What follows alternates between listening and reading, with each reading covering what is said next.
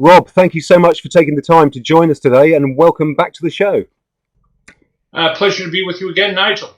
Rob, give us your overview of this crazy lockdown scenario that's happening, around the world. What's your take on it? We are living under a fiat money regime, a Keynesian fiat money regime, where we have compound interest. And compound interest is the enemy of humanity.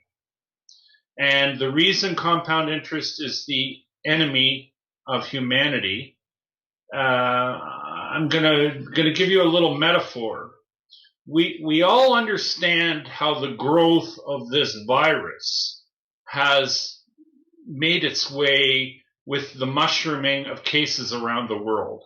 We've all seen the graphs with the hockey stick where the money or where the cases go up vertically at an exponential rate, where the number of cases in a jurisdiction double every 3 to 5 days, depending on which jurisdiction you're in. Well, compound interest, or a money regime with compound interest, grows much the same way, in that the amount of money in existence, because all money in a debt-based fiat money system, all money is lent into existence. And when new money is lent into existence, the principal amount is created. But the interest that's due on the principal is never created when a new loan is created. And what that leads to over time, over enough time, is you run into a situation where the growth rate of money inflects and it goes vertical. And the amount of money that's in circulation must grow at an exponential pace. We're on that curve now. We moved onto that curve, arguably, last year at some point. And what was satisfying the requirement for new money for the longest period of time was a missing 21 trillion that's been documented and written up by Catherine Austin Fitts and Dr. Mark Skidmore of Michigan State University. But the amount of money that's required to be fed into our system continues to grow at an exponential pace. Last fall, monetary authorities were well aware that many more trillions had to be put in the pot at this time. But you see, last fall, if the Federal Reserve and the U.S. Treasury said that they were going to cook up 6 or 8 trillion additional dollars and feed them into our system, humanity would have said, over our dead bodies, you're going to do that. So what happened? I mean, I wrote about this in the summer of 2018, that we were going exponential with money requirement to be fed into the system. I wrote the paper and I said, we are going to need exponentially more money put into the system. And, lo and behold, we are getting more money put into the system. I mean, either announced or committed by the Fed and the U.S. Treasury in the last 30 days. I mean, I'm counting at, I think, 8 trillion right now is the number that they've either committed to or have already created either through repos or outright purchases of U.S. government and other securities, and commitments in terms of fiscal stimulus, like 8 trillion in new money. And you see, it's not going to end there either, Nigel, because in another 3 or 4 months, they're going to need another number of trillions. And you see, the difference between last fall and now we have people sitting at home. Some of them are not getting paid, but a lot of them are getting paid. A lot of them are being paid by the government through subsidies or outright, handoffs of money. People are sitting at home, they're watching Netflix, and and they want to keep, they want their fridges full and they want to drink beer. I mean, and that's human. That's the human condition. People want to be fed, and if they're not going to be gainfully employed, they're happy to sit at home as long as you feed them and give them entertainment. And lo and behold, that's exactly what's happened. I mean, people are getting paid. People are getting paid. People are at home, and I mean, the money's being created. The difference now between now and last fall. Last fall, nobody would have tolerated the creation of $8 trillion. And here we are today, and people say, print all you want. As long as I can continue to eat and be entertained, I'm okay with it. Sure. I remember talking to people about the idea of the helicopter drop, the $1,200 checks sent to everybody. Over here in the UK, the government's pledged to pay 80% of people's salaries.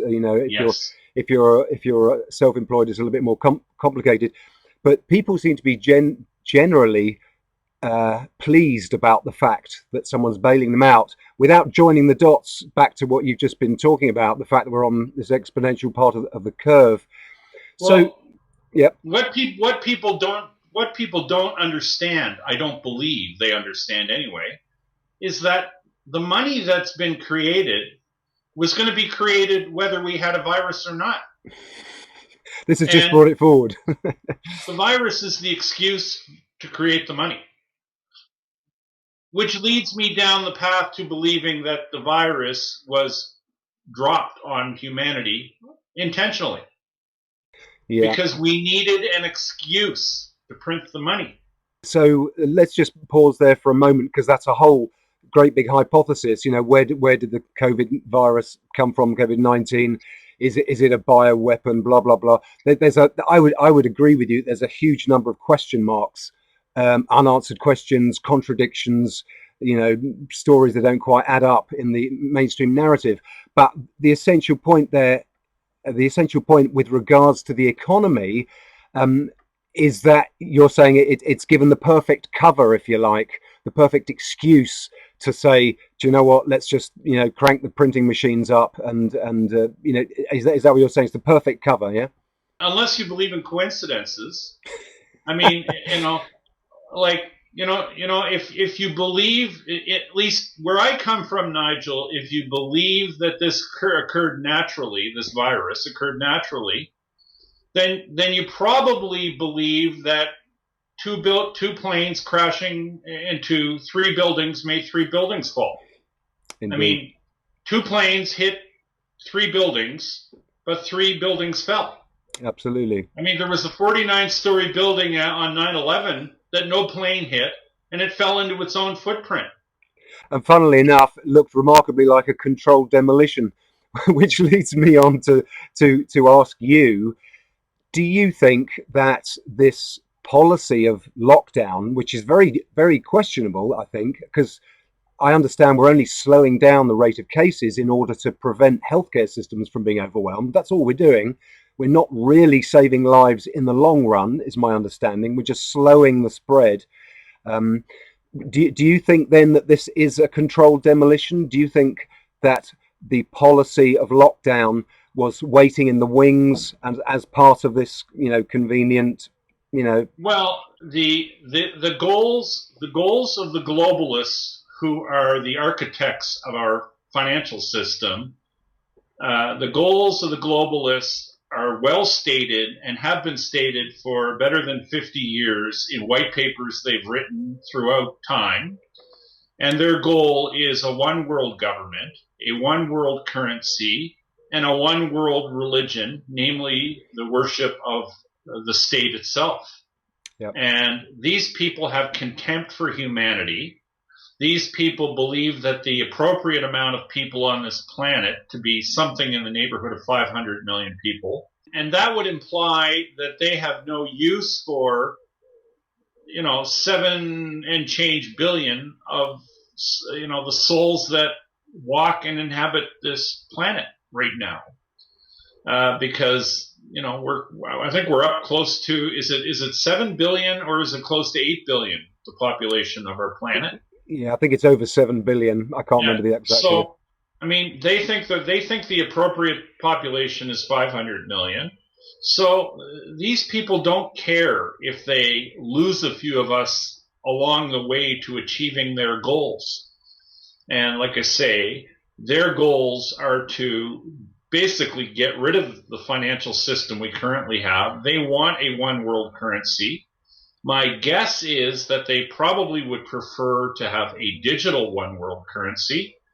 And it seems to me that we're on the way to achieving that if the people in control maintain control going forward. The real question is whether they're going to maintain control going forward, because I don't believe they're going to be able to keep us all fed and happy in the long term. Because an economy that isn't moving isn't productive, and we all know that the economic models that are destined for failure, where they aren't productive and aren't producing, the Soviet Union showed us that that model doesn't work very well. And we are blazing a trail down that path right now. And that tells me that our current situation will not last for very long. And we are in for profound change in the very near future. And steering it and where we end up, we're in a hurry to get somewhere. And exactly where it is we're going, it's a little bit fuzzy around the edges at the moment in terms of exactly where we're headed. But it won't look much like it looked like before we entered this time period, I don't think. Sure. I mean, is this why we see tanks rolling around the country? And over here in the UK, we see the military positioning stuff. It seems to me that, I agree with the scenario you're painting there, that they're sort of trying to sort of keep everything going. Sooner or later, tempers are going to get frayed, aren't they? Sooner or later, I imagine, rightly or wrongly, I would strongly advise against any violence, but I imagine people might start breaking out and just saying, do you know what, we've had enough. And maybe rather than using a reasoned argument based on sound understanding, perhaps they might be motivated to act in some other ways. Do you think that might happen? Well, I mean, Nigel, that is where we're headed, because I mean, there will come a point. Supply chains are being interrupted and/or broken. At some point, the fridges won't be full, and at some point, there won't be enough programming or enough new programming on Netflix. Yeah. And when that all happens, instead of sitting patiently in their homes, I think people will take to the streets. And when people take to the streets, that's when the real fun starts. And I say that in that's gallows humor, Yeah. if I may indulge. But we're in for some very interesting times going forward, and if you don't see it that way, I think you're living in la la land. But on the economic side of things, Rob, I keep an eye on the Dow Jones and the FTSE and various indicators as you do, and I'm almost amazed that things are still propped up. Is this a result of money printing just going back into buying shares? I mean, how are we not seeing more of a stock market collapse and more excitement on the commodities, on gold and silver prices? We are very early in this process, and in terms of stock market write downs, I think there's going to be plenty more of that to come, because I believe we're very early in this process, and there's absolutely no doubt in my mind that the invisible hand of Big Brother is engaged in our capital markets at an extent that is dizzying. Our capital markets today, to me, are dystopic. Can you just define the capital markets for anybody who doesn't know? Let's say broadly, it's the share market where shares of companies trade on public exchanges. It's the interbank market where money is traded between currencies and deposits are traded between banks around the world. It's the investment banking industry where money's raised for private companies. It's basically banking. Anything that you can put the brackets of banking around is defined by our capital markets. It also includes the trade in precious metals, in things called derivatives, which many people have heard the name derivative, and they might not even necessarily understand exactly what a derivative is. And what a derivative is something that gains its value from an underlying thing. So like a gold future is supposed to be a proxy for a physical ounce of gold, but a gold future is not a coin you can hold in your hand. So it's called a derivative of gold. Okay. Yeah. Interest. There are derivatives on interest rates, which are supposed to be price discovery mechanisms for the cost to borrow and lend money. But they aren't necessarily loans of hard cash. So they're derivatives of the lending process. Mm-hmm. So there are derivatives in all sorts of commodities and all sorts of financial products, and those are also components of our capital markets. And when I say that our capital markets are dystopic, I say so because I see evidence, very, very strong evidence, that there are undeclared players in these markets who push the markets or the valuations in these markets around with blinding amounts of money. It's like the amount of gold futures, for instance, Nigel, that get traded in a single day belittles the amount of gold that comes out of the Earth's crust in a year. So, like, for instance, the Earth's crust gives up around 3,000 metric tons of gold a year. That's the entire amount of gold that gets mined out of the Earth's crust in a year. But the amount of gold futures that trade on an exchange like the COMEX in New York, on a heavy volume day, the COMEX exchange trades that amount of gold in 5 hours. Gosh. So, yeah.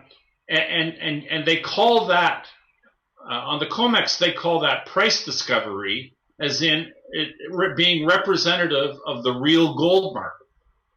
Well, if you're selling the amount of gold that's produced out of the Earth's crust in a year on one exchange in 5 hours, and that's not to say that's how much they trade in New York. In London, they're trading an equal amount on a heavy day. So, I mean, and then there are other exchanges, of course, in the Far East, the Shanghai Exchange, and there's another exchange in Hong Kong, and there are other exchanges in the Middle East. So you have a situation where quite possibly on a busy day, the amount of gold traded on exchanges might be 2 or 3 times the amount of gold that's mined out of the Earth's crust in a year. And that much is traded in paper form or in futures form in one day. It's 2 or 3 times that amount in a day. And you see, I don't call that legitimate price discovery. No. I refer to that as manipulation, because the amount being bought and sold, or I look at it really from the sell side, artificial supply is being created in paper form or in future form Hmm. um, that doesn't exist. It just literally doesn't exist, and it's being done. It's being done many times over, day in and day out. What are there? 225 business days in a year. So this is going on. This is going on at a blinding pace, and we're told that this is the market.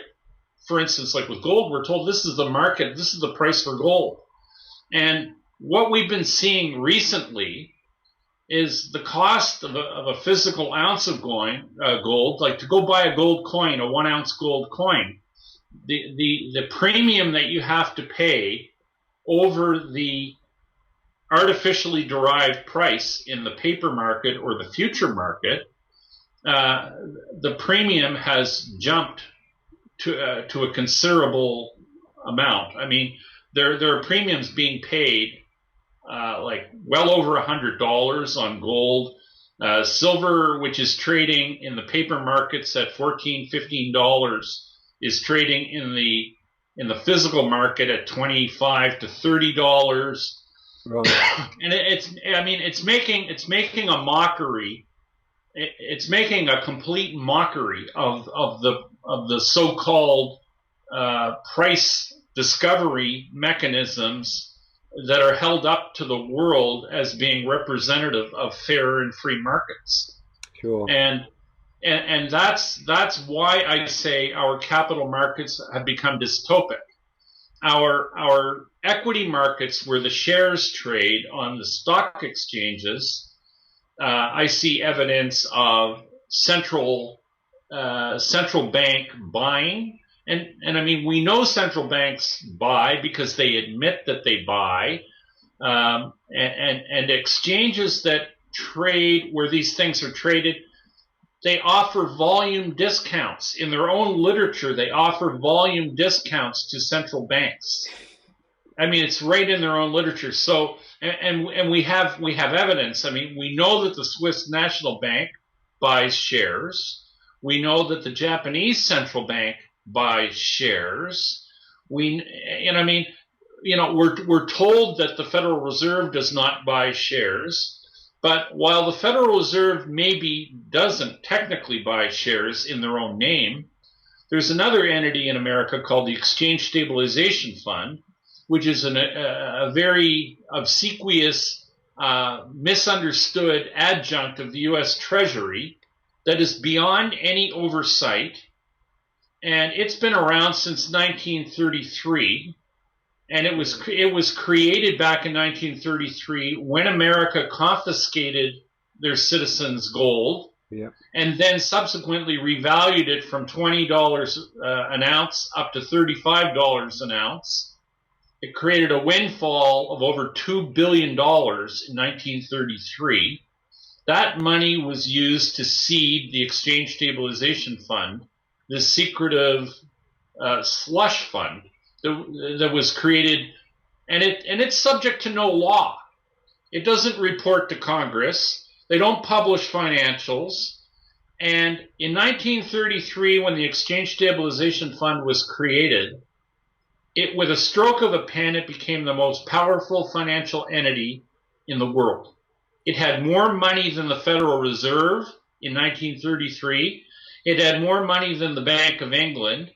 It probably had more money than both of them put together. And that entity has been operating in our markets, doing as it pleases, and nobody dares talk about it up until very recently. Right. Up until really, really recently, when this $6 to $8 trillion has been created out of thin air. And the U.S. monetary officials have now deemed it fit to speak of the Exchange Stabilization Fund, saying that there might be a position, or there might be a valuable place for this entity to be engaged in our capital markets going forward. And I laugh at this because The Exchange Stabilization Fund has been operating in our markets, in our capital markets, for decades. It's just that nobody dared mention it. Right. And anybody who did mention it either lost their job if they were working on Wall Street or working at a bank or working in government.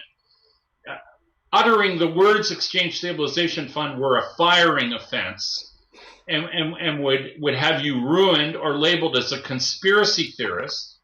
But the activities of this fund have clearly become so pronounced that they've had to bring it into the open or into the daylight, at least to some extent, because its activities, at least in my view, its activities are so pronounced and so evident in the markets that they have to basically admit that it's doing something. And maybe they're going to have a transparent side to this formerly completely dark entity.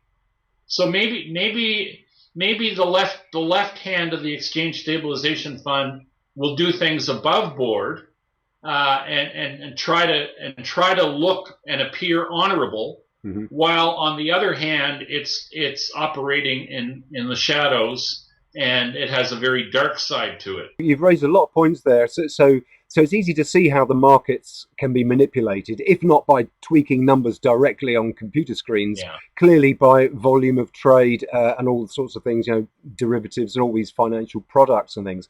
So in this situation we're in now, where the money printing has really begun in earnest, and we're in this exponential part of the curve where we need more and more currency. Is this currency going to be used to prop up the illusion that the economy is okay longer? The buying of shares obviously buoys up the Dow Jones and all the other stock markets. Do you see that sort of thing playing out? Or at what point do you think they'll stand back and let it fall over? Because if it is a controlled demolition, clearly the scene has been set for this controlled demolition. No economic activity is happening. How do you see the nuts and bolts of this playing out? And maybe what sort of time frame? Our financial system, as it's been constructed, was failing and is failing, and will continue to fail. And we will have a new monetary system at some point, probably in the relatively near future. But what must happen first, and what will happen first, is we will have a hyperinflation, and the value of the currency as we have known it will go to zero. Its true intrinsic value. And that is baked into the cake.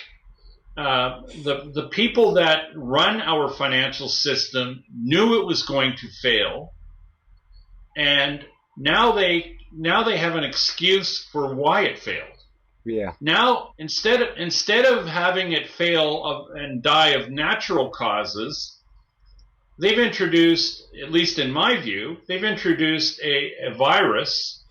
And now they're going to say, when the financial system fails, which it was going to do anyway and will do, but now it will be an act of God that caused the financial system to fail instead of a faulty financial system. Okay. So that's where we're headed. Yeah, that sounds very, very feasible, because obviously there's a sneaky hidden benefit in there that, of course, that if the real reason for its collapse can be concealed from the public, perhaps they can, they won't be educated as to why this form of monetary system didn't work, this economic system didn't work, the debt base, and maybe they won't be quite as, or maybe they'll be more likely, to accept a similar kind of system, which possibly has a shelf life as well. The people that were in charge will very likely remain in charge because they have the excuse that it wasn't their fault.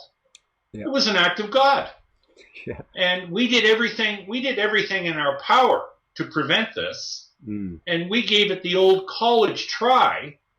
But we were overwhelmed by this act of God. And therefore there's no reason for you to replace us. We because we're the experts, right? We're the experts, and we tried to save the ship. So we're going to have a new ship, and of course we'll be the captains of the new ship too, right? Because we're good at steering the ship onto the rocks. Yeah. So, and you wouldn't want a competent captain now, would you? This is really what it's all about. Sure. And it's, and I find the convenience, and I know that there are detractors. There are people who would say, well, Mr. Kirby, you're a conspiracy theorist. Well, no, I just don't believe in coincidences, and I just don't believe that a financial system that was going to fail anyway, and if you understand compounding, if you understand the whole principle of when things compound, you end up in a place where you have exponential growth, and this is exactly where our money system is right now. It's growing exponentially, and to not understand the mathematics behind that, and where that ends, in that each additional unit of money that has to be created just cannot be worth the same amount as units created earlier. And this ultimately ends up in a hyperinflation. It has to end up in a hyperinflation. Mathematics dictates that this will occur, and it's happening in front of our eyes. But lo and behold, we have this virus that came along at the precise time when the curve was going exponentially up. And I have trouble accepting that this, occurred as an act of nature. This is an act of man. This isn't an act of God. This is an act of man. I must say I'm right on the same page there for a number of reasons. There's so many reasons that stack up that this looks so orchestrated. There are so many questions, but absolutely, I agree with you. So what are we going to? How's it going to look? How's the average person on the street going to see this hyperinflation start to happen? Are we going to notice? We already know that shelves are bare on many shops. Things are running out due to the supply chain issues that were always inevitably going to feed down the pipe. What do you think we're going to see unfolding? We're already seeing prices rise, Nigel. Try buying an ounce of silver. Go to your coin dealer, local coin dealer, and try buying some silver coins. They've already disappeared. Try buying an N95 mask to protect you from the virus. Soon it's going to be try buying fresh produce in your grocery store. Then it's going to be try buying fresh meat in your grocery store. Then it's going to be try buying canned goods in your grocery store. And then it's going to be try buying the stores for the most part are all closed. Consumer goods are going to become less and less and less available, and the prices of those are going to, and of course, it's all going to be blamed on the virus. Yeah, it's all going to be blamed on the virus, but prices are going to continue to go up, and they're going to continue to print more and more and more money to try and keep people at home watching Netflix or reruns on Netflix, and to try and keep people out of the streets. Yeah. And if you look at America, for instance, everybody in America has a gun or three. And when people take to the streets in America when they don't have food, and if they can't pay their rent, they still have their guns and lots of ammo, and they'll take to the streets to get food. And maybe try to find shelter. And this is where we're headed. This is not a good picture. No, it doesn't sound good at all. This is where we're headed. This is where the Western world is headed. I think it's quite sad to see this whole scenario allegedly, or it's being presented as justifying the Keynesian model of intervention, that the state-controlled economy. Over here we're seeing the state stepping forward to bail this industry out, bailing this. Even garden centres have called for a bailout over here. People are clamouring to. It's just a giant exercise in the state deciding what's an essential service. We've got people allowed to do some jobs and not others, and it's total state control of the economy in the short term. How long it lasts, we don't know. And people here, I get the general feeling that a lot of people around me here in the UK think, oh, it'll all be gone, and when we're not locked down, when it won't last longer than a few weeks, maybe a few months, and then we'll all be back to normal. But of course, you and I know it's not going back to normal, because this sort of card can be played again and again and again. But the supply chain issues, the controlled economy, what sort of time scale do you foresee here? If you care to venture a guess, I know you don't have a crystal ball. Well, my feeling is that the rate at which new money is being created. On the continent in Europe, it's more the euro, but in Britain it's the pound, and it's in Canada we've got Canadian government is printing Canadian dollars like there's no tomorrow, but the granddaddy of them all is the U.S. dollar, and the rate at which America is printing new money or creating new money out of thin air, I think there will come a point where the rest of the world will refuse to accept U.S. dollars in trade. And I think that will occur at some point, and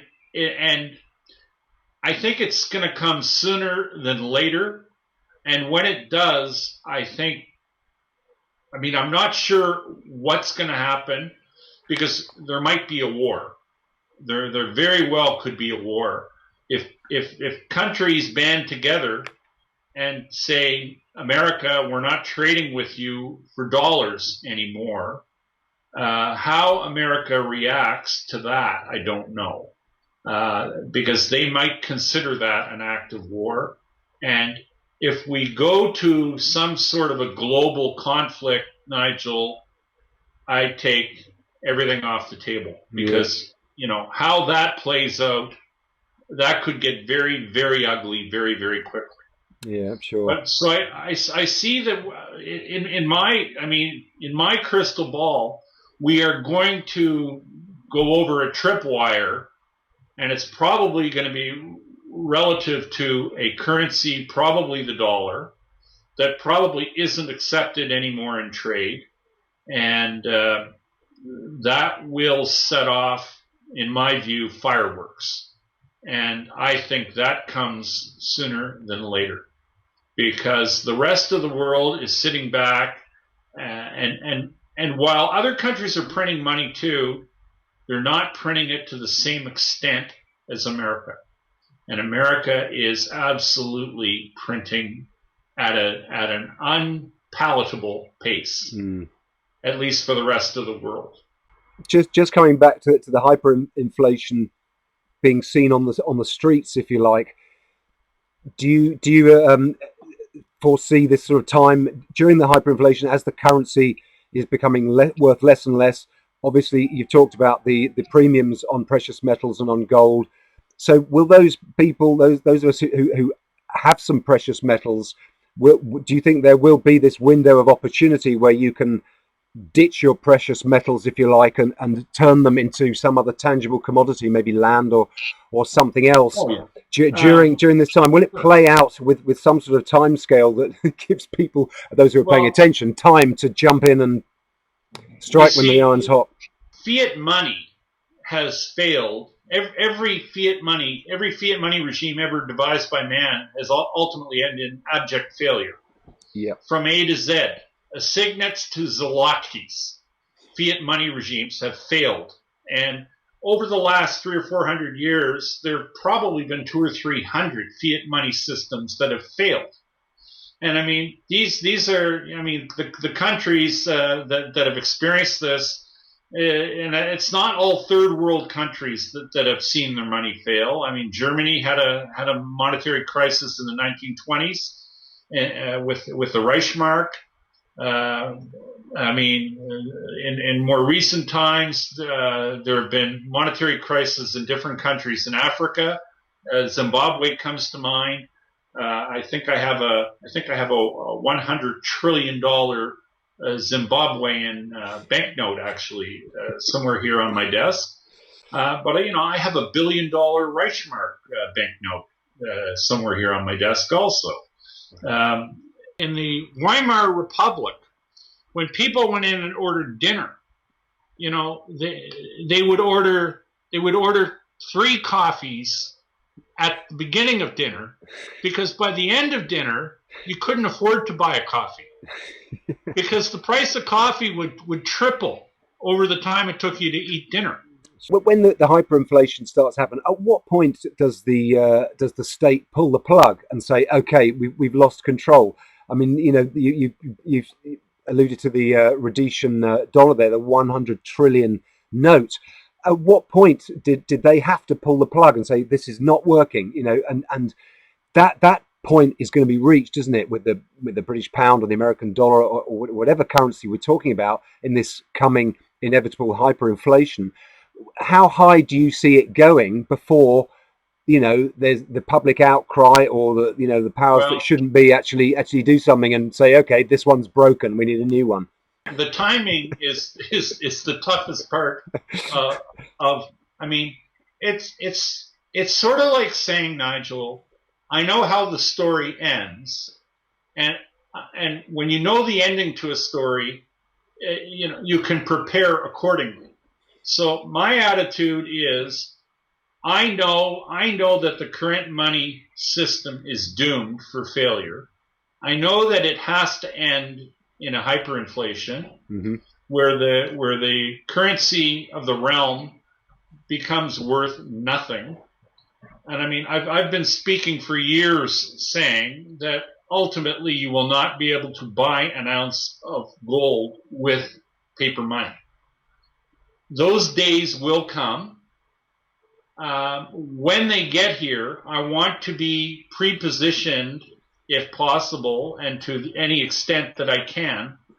I want to be positioned with hard assets like gold, like silver. Hopefully I'm going to have some storable food, and hopefully I'm going to have a means to protect it all. Yeah. So that's my goal, and that's where I want to be when the last few verses of this rather unfortunate tale are told. Yeah. And how quickly it occurs to me is, in some respects, it's irrelevant, and I prefer it not happen too quickly, because I view that as giving me a bigger or a better opportunity to prepare. Yeah, sure. A lot of people who maybe in a different life thought that I was crazy to be talking about owning gold and silver. These are people that I meet at the local supermarket now wearing a mask. Yeah. Okay? And these are people that 2 months ago or 3 months ago, if they saw you wearing a mask, they would have looked at you like you were an alien. But now they're wearing masks and queuing up to, for a half hour to get into the supermarket or to buy a quart of beer. Yeah. So funny how times change.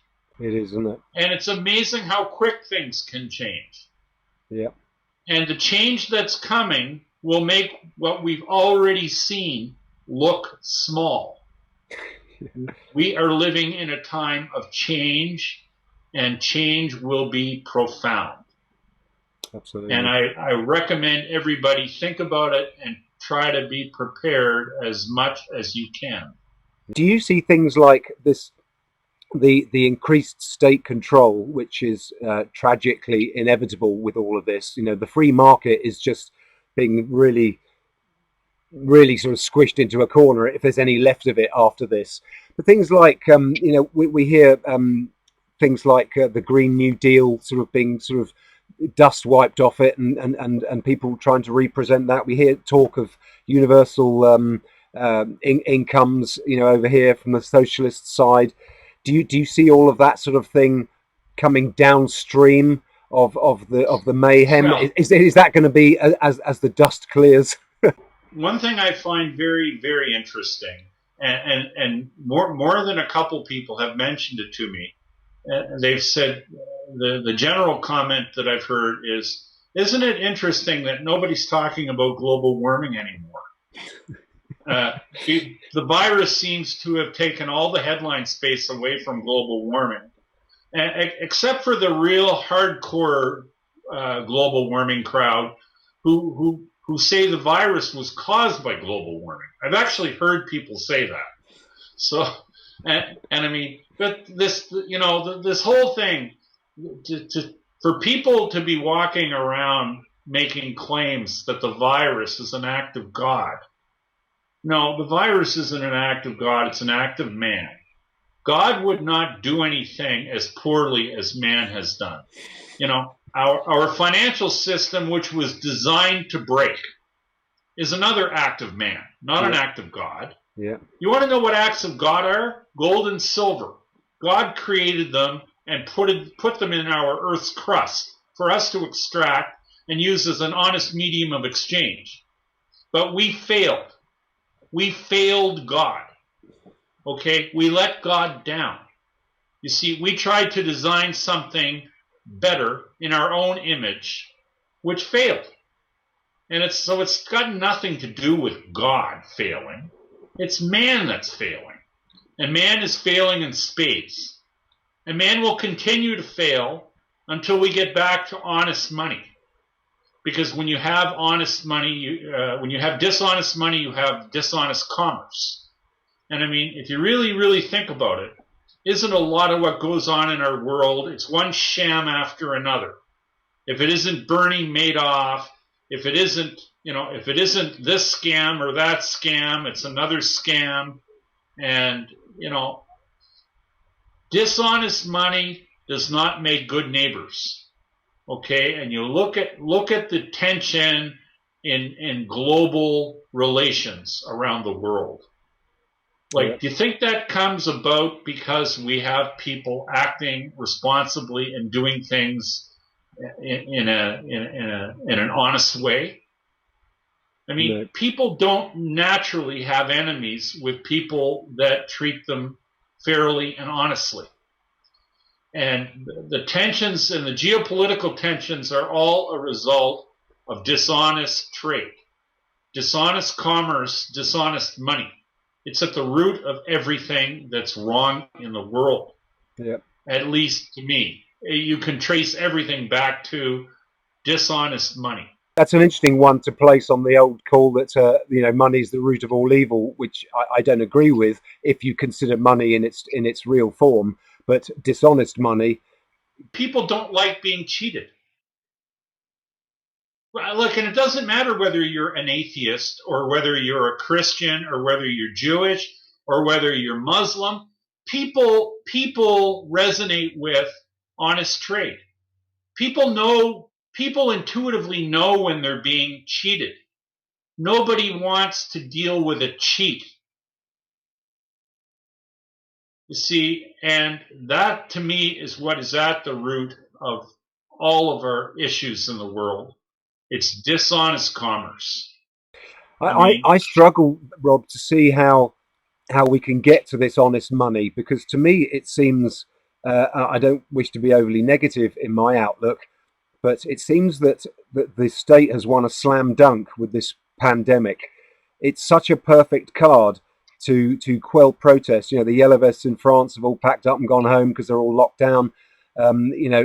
Protest everywhere is immediately trumped. It's a trump card to play, to send everybody home. So we've got freedom of movement, freedom of association.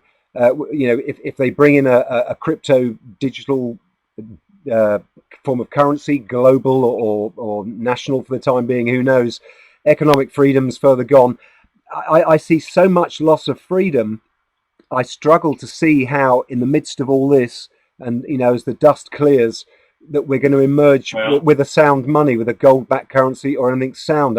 It seems to me like we're going to end up with a government crypto that can be, obviously not a finite number of crypto digital coins. It'll be an open-ended one. I mean, I can't see it ending well. Can you Well, give us some good news? well, I mean, the good news, Nigel, in the Western world anyway, we do still have the ability to vote the buggers out. Well, true. I mean, we can express our desires at the ballot box still in the Western world. Um, I mean, some people might argue with that, but I mean, let's just say we have a better chance or a better hope to express ourselves at the ballot box than they do in, say, China. Yeah, Uh, for now. for now. Yeah, So best we not squander that opportunity while we have it. And my attitude is, if you don't like what you're seeing going on in your country, vote the buggers out. adding to that, I agree with that. But I think also that the power of public opinion is something that the state does have to pay attention to. Hence, all the propaganda. That's why we have a world of propaganda, of course. But ultimately, if we could, if the message can be spread, if enough people are thinking and educated and say, do you know what, this is nonsense, I'm not having it. If And that's, that's and that that in a nutshell, Nigel, that is the power of the internet. That's the power of independent media, which is what you and I are engaged in right now. And that's why Big Brother has been making gestures to rein in what we are doing. yeah, And platforms like this. And I mean, Big Brother wants to curb the proliferation of free speech on the internet. That is probably our biggest fear going forward, is us losing our ability to yeah, communicate amongst ourselves. yeah, Because there's a saying, a bad news story goes around the world 3 times, before the truth gets up and puts its pants on in the morning. And that's just, salacious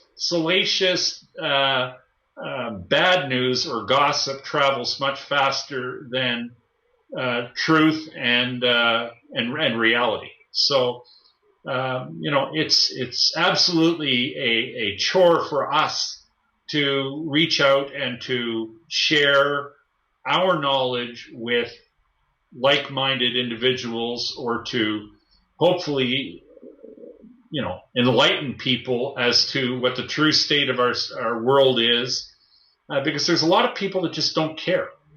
yeah. There's a lot of people that are like, they're too tied up in the carnal. As long as they've got their food, and as long as they've got their drink at night, all's good. Yeah, But that I believe that is now threatened. it is. So when you lose that, people will be looking for answers, Absolutely. and hopefully they turn to people, or platforms like this, to get a grip on reality and what's really occurring. Yeah, I do hope so. Well, it's a positive note to end it on there, Robert. Really appreciate that. I do think it's important to keep the conversation alive, and thank you today for sharing your knowledge with us, and I hope people will share this video and podcast, and keep the conversation going. Really, it can be difficult sometimes with friends and associates who prefer to keep the blinkers on. Power of the people, Nigel. Yeah, it's the power of the people, yeah. and it's in all of our collective hands. Yeah, wonderful. Well, thank you so much for your time today, Rob. Let's do it again, please. And let's not wait a year in between our conversation. Let's talk again soon, because this is clearly going to be, things are going to unfold at a pace, I should imagine. So we'll stay in touch, and thank you so much for joining us today. Been my pleasure, Nigel. Great, and thank you to all of you for listening. And I do urge you to visit the website lawfulrebel.com. There's loads more there. And do join us again for another episode of Living Outside the Matrix.